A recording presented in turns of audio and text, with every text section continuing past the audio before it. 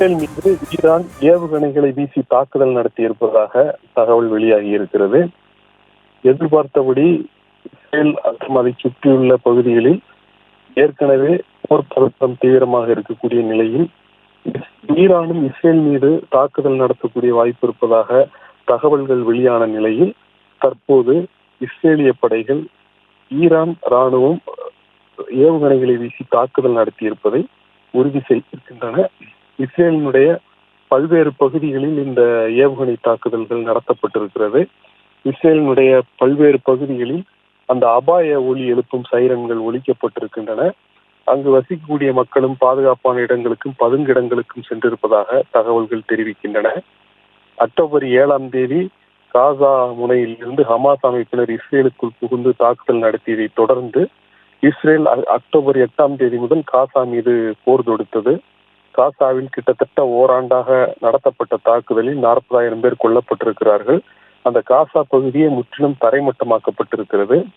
இந்த நிலையில் லெபனானில் இருந்து ஹெஸ்புல்லா அமைப்பினரும் இஸ்ரேல் மீது அவ்வப்போது ராக்கெட்டுகளை வீசி தாக்குதல் நடத்தி வந்த நிலையில் ஹெஸ்புல்லா அமைப்பினரை குறிவைத்தும் இஸ்ரேல் படைகள் வான்வழி தாக்குதலை நடத்தின. பேஜர் தாக்குதல், வாக்கி டாக்கி தாக்குதல், அதைத் தொடர்ந்து வான்வழி தாக்குதல் என நடத்தப்பட்டு அங்கு லெபனானிலும் 1000க்கும் மேற்பட்டு கொல்லப்பட்டிருக்கிறார்கள். பல லட்சம் பேர் இடம்பெயர்ந்திருக்கிறார்கள். லெபனானில் இப்படி மறைமுக தாக்குதல், அதன் பிறகு வான்வழி தாக்குதல் என நடத்திய இஸ்ரேல் தற்போது அங்கு தரை வழியாகவும் தாக்குதலை தொடங்கி இருக்கிறது. தரை வழியாக லெபனான் எல்லைக்குள் இஸ்ரேல் படைகள் புகுந்திருக்கின்றன. இது முழுவீச்சிலான ஒரு ஆக்கிரமிப்பு போர் அல்ல, திட்டமிட்ட இலக்குகளை குறிவைத்து தாக்கி அளிக்கும் திட்டத்தோடு உள்ளே புகுந்திருப்பதாக இஸ்ரேல் தெரிவித்திருந்தது. ஏற்கனவே காசா முனையில் போர், அங்கு காசா பகுதியே தரைமட்டமாக்கப்பட்டிருக்கிறது. இது தென் எல்லையில் என்றால் வட எல்லையில் லெபனானில் இஸ்ரேல் தாக்குதல் நடத்தி வருகிறது. அங்கு வான்வழி தாக்குதலை தொடர்ந்து தற்போது தரைவழி தாக்குதலையும் தொடங்கி இருக்கிறது. அங்கும் பெருத்த சேதம் இஸ்ரேல் தாக்குதலால் ஏற்பட்டிருக்கிறது. அதே நேரத்தில் ஏமனில் இருந்து ஹவுதி கிளர்ச்சியாளர்களும் இஸ்ரேல் மீது ராக்கெட்டுகளை வீசி தாக்குதல் நடத்தி வந்தார்கள். ஏமன் நாட்டிலும் கூட அந்த ஹவுதி கிளர்ச்சியாளர்கள் செல்வாக்கு மிகுந்த பகுதிகளாக இருக்கக்கூடிய இடங்களில் இஸ்ரேல் படைகள் வான்வழி தாக்குதலை, பதில் தாக்குதலை நடத்தி வருகின்றன என்பதை பார்க்கிறோம். ஏற்கனவே இந்த போர் மும்முனையில் நடந்து வருகிறது. காசா, லெபனான், ஏமன் என மும்முனையில் நடந்து வரக்கூடிய நிலையில் இங்கு செயல்படக்கூடிய இந்த கிளர்ச்சியாளர்களுக்கு, அது ஹமாஸ் அமைப்பினராக இருந்தாலும் சரி, லெபனானில் இருந்து செயல்படக்கூடிய ஹெஸ்புல்லா அமைப்பினராக இருந்தாலும் சரி, அல்லது ஏமனின் ஹவுதி கிளர்ச்சியாளர்களாக இருந்தாலும் சரி, இவர்களுக்கு பல்வேறு உதவிகளை, அரசியல், இராணுவ மற்றும் பொருளாதார உதவிகளை வழங்கி வரும் ஈரானினுடைய நிலைப்பாடு என்னவாக இருக்க போகிறது? ஈரான் இந்த மும்முனை தாக்குதலில் நேரடியாக களம் காணுமா அல்லது நேரடியாக ஈடுபடுமா என்கிற பெரும் கேள்விகள் இருந்தன. லெபனானுக்குள் இஸ்ரேல் படைகள் தரை வழியாக நுழைந்ததை தொடர்ந்து ஈரான் இஸ்ரேல் மீது தாக்குதல் நடத்துவதற்கு வாய்ப்பு இருப்பதாக தகவல்கள் வெளியானது.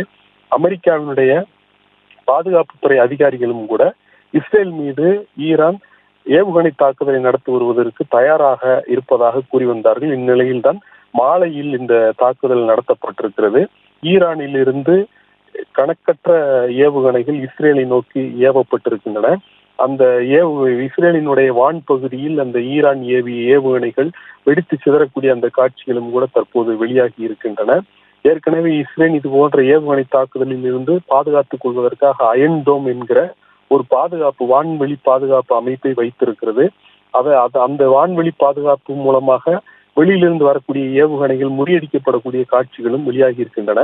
இருப்பினும் கூட ஈரான் நேரடியாக ஏவுகணைகளை ஏவி இஸ்ரேல் மீது தாக்குதல் நடத்துவது என்பது அது ஒரு பெரிய போருக்கு வழிவகுத்து விடக்கூடும் என்கிற அச்சம் ஏற்கனவே உலக நாடுகள் மத்தியில் இருந்து வருகிறது. எனவே அப்படி ஒரு நிலை ஏற்படுவதை தவிர்ப்பதற்காக பல்வேறு முயற்சிகள் மேற்கொண்டு வந்த நிலையில் தான் இப்பொழுது ஈரான் ஏவுகணைகளை இஸ்ரேல் மீது வீசி தாக்குதல் நடத்தியிருப்பதாக தகவல் வெளியாகி இருக்கிறது. இந்த தகவலை இஸ்ரேலிய ராணுவம் வெளியிட்டிருக்கிறது. இங்கு இஸ்ரேல் மீது இன்று மாலைக்கு பிறகு நடத்தப்பட்ட ஏவுகணை தாக்குதல்கள் ஈரானால் நடத்தப்படுகிறது, ஈரானில் இருந்துதான் இந்த ஏவுகணைகள் ஏவப்படுகின்றன என்று இஸ்ரேல் ராணுவம் தெரிவித்திருக்கிறது என்பதை நாம் பார்க்கிறோம். அதே நேரத்தில் இஸ்ரேலினுடைய பல்வேறு பகுதிகளில் அந்த அபாய ஒலி எழுப்பும் சைரன்கள் ஒலித்துக் கொண்டிருக்கின்றன. மக்களும் கூட பதுங்கிடங்களுக்கு சென்றிருப்பதாக தகவல்கள் தெரிவிக்கின்றன. அதே நேரத்தில் டெல் அவீவ் நகரில் ஒரு துப்பாக்கி சூடு சம்பவம் நடைபெற்றதாகவும் சிலர் கொல்லப்பட்டிருப்பதாகவும் தகவல்கள் தெரிவிக்கின்றன. அந்த துப்பாக்கி சூட்டை நடத்தியது யார் என்கிற மேல் அதிக விவரங்கள் இன்னும் வெளியாகவில்லை. ஆனால் எதிர்பார்த்தபடி ஒரு போர் பதற்றம் இப்பொழுது அங்கு தொற்றிக் கொண்டிருக்கிறது. இதுவரை இஸ்ரேல் வலுக்குறைந்த ஹமாஸ், ஹெஸ்புல்லா, ஹவுதி கிளர்ச்சியாளர்களை குறிவைத்துத்தான் தாக்குதல் நடத்தி கொண்டிருந்தது. இந்த தாக்குதலில் இஸ்ரேலினுடைய கை ஓங்கி இருப்பது அனைவருக்கும் தெரிந்தால், இஸ்ரேலினுடைய ராணுவ பலம் அமெரிக்கா உள்ளிட்ட மேற்குலகங்களுடைய ராணுவ உதவி, நிதி உதவி ஆகியவற்றின் காரணமாக ஒரு வலிமையான நிலையிலிருந்து தான் நினைத்தபடி தான் குறிவைத்த இலக்குகளை இஸ்ரேல் தவிடுபடியாக்கி கொண்டிருக்கிறது என்பதை நாம் பார்க்கிறோம். இந்த இஸ்ரேலினுடைய தாக்குதலுக்கு காசா ஏற்கனவே தரைமட்டமாகி இருக்கிறது. லெபனானுடைய தென் பகுதியும் இப்பொழுது தரைமட்டமாக தொடங்கி இருக்கிறது. அதே போல ஹவுதி கிளர்ச்சியாளர்களுடைய நிலைகளை கூட இஸ்ரேல் தவிடுபடியாக்கி வருகிறது என்பதை நாம் பார்க்கிறோம்.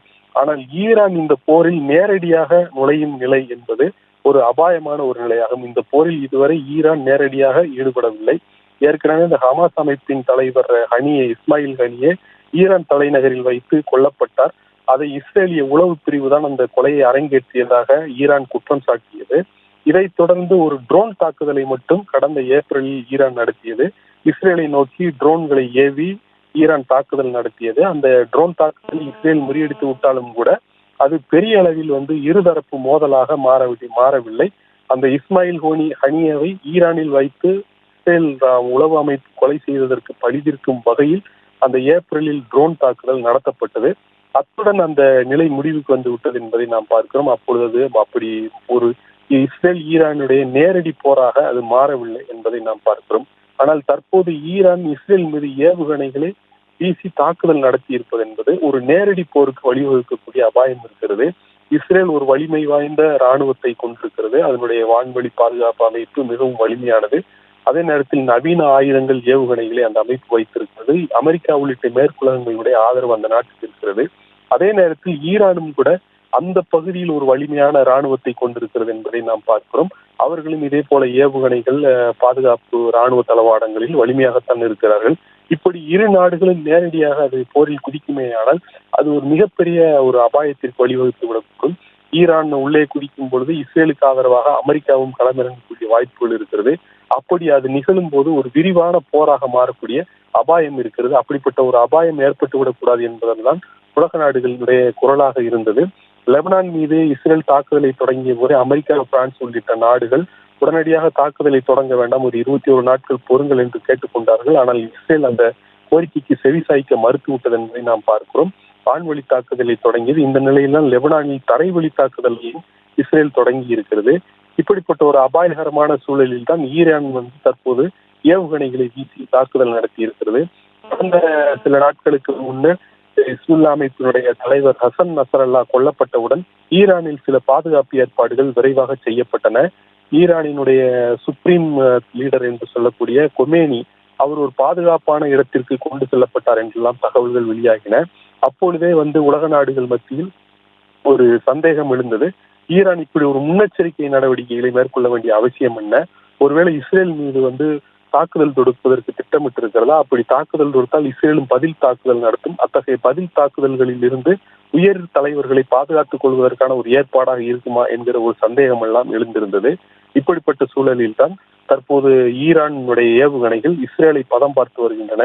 இஸ்ரேலினுடைய வான்வெளியில் அந்த ஈரான் ஏவிய ராக்கெட்டுகள் வருவதையும், அது அந்த அயன்டோம் என்று சொல்லக்கூடிய அந்த இஸ்ரேலினுடைய வான்வெளி பாதுகாப்பு அமைப்பு அந்த ராக்கெட்டுகளை முறியடிப்பதையும் நாம் பார்த்து வருகிறோம். இருப்பினும் கூட கணக்கற்ற ராக்கெட்டுகளை, கணக்கற்ற மிசைல்களை ஈரான் ஏவி இருப்பதாக சொல்லப்படுகிறது. அதனால் அந்த சேதங்கள் ஏற்படுவதற்கான வாய்ப்புகளும் இருக்கின்றன. இப்பொழுது ஈரான் ஏவுகணைகளை ஏவி தாக்குதல் நடத்தி இருப்பதாக இஸ்ரேல் ராணுவம் கூறியிருக்கிறது. இதற்கு பதிலடி தாக்குதல் என்ன கொடுக்க போகிறார்கள்? அவர்களும் இது போல ஏவுகணைகளை ஈரான் மீது ஏவி தாக்குதல் நடத்தப் போகிறார்களா? அல்லது காசா, லெபனான், ஹவுதி கிளர்ச்சியாளர்கள் மீது வான்வழி தாக்குதல் நடத்தியது போல வான்வழி தாக்குதலை நடத்தப் போகிறார்களா? அப்படி வான்வழி தாக்குதல்களை நடத்தினால் ஈரானில் ஏற்படக்கூடிய சேதம் பலத்த சேதமாக இருக்கும். அப்படி பலத்த சேதத்தை சந்திக்கிற ஈரான் மீண்டும் ஒரு மூர்க்கமான பதிலடியை கொடுக்க தொடங்குமேயானால் அப்படி இரு தரப்புக்கு இடையான இந்த மோதல் விரிவடைவதற்கான அந்த வாய்ப்பு இருக்கிறது. எனவே இந்த ஏற்கனவே ஒரு வலுக்குறைந்த எதிரிகளுடன் போரிட்டுக் கொண்டிருந்த இஸ்ரேல் தற்போது ஒரு வலுவான எதிரியை சந்திக்கக்கூடிய ஒரு சூழலில் அது அதற்கேற்ற ஒரு போராக மாறுமேயானால் அது உலக அளவிலும் கூட பல்வேறு பாதிப்புகளை ஏற்படுத்தும். ஏற்கனவே இந்த இஸ்ரேலினுடைய தாக்குதல் லெபனான் மீதான தரைவழி தாக்குதலை தொடங்கியதை தொடர்ந்து உலக நாடுகளினுடைய பங்குச் சந்தைகளில் பெரும் சரிவு ஏற்பட்டிருக்கிறது. இதுபோல ஏற்கனவே கச்சா எண்ணெய் விலை உலக சந்தையில் கணிசமாக குறைந்திருக்கக்கூடிய சூழலில் இப்படிப்பட்ட ஒரு போர் மூழ்மையானால் கச்சா எண்ணெயினுடைய விலை கடுமையாக அதிகரிக்கக்கூடிய ஆபத்து இருக்கிறது. அப்படி அதிகரிக்குமே ஆனால் பல நாடுகளில் பெட்ரோல், டீசல் உள்ளிட்டவனுடைய விலை உயரக்கூடிய அபாயம் இருக்கிறது. இது இப்படி தொடர் விளைவுகளுக்கு இட்டு செல்லும் என்பதால் இந்த போர் இப்பொழுது ஏற்றதாக இருக்காது. எனவே ஈரான் இந்த தாக்குதலை இந்த ஒரு பதிலடி தாக்குதல் என்பது போல நிறுத்தி கொள்ளப் போகிறதா? இஸ்ரேலும் இப்ப இந்த ஈரான் நடத்திய தாக்குதலுக்கு என்ன பதிலடி தரப்போகிறது? இது ஒரு விரிவான ஒரு போராக மாறக்கூடிய அபாயம் இருக்கிறதா? அமெரிக்கா உடனடியாக என்ன நிலைப்பாடு எடுக்கும் என்கிற கேள்விகள் எல்லாம் இருக்கின்றன. இதை பொறுத்துத்தான் அடுத்த கட்ட நகர்வுகள் இருக்கும்.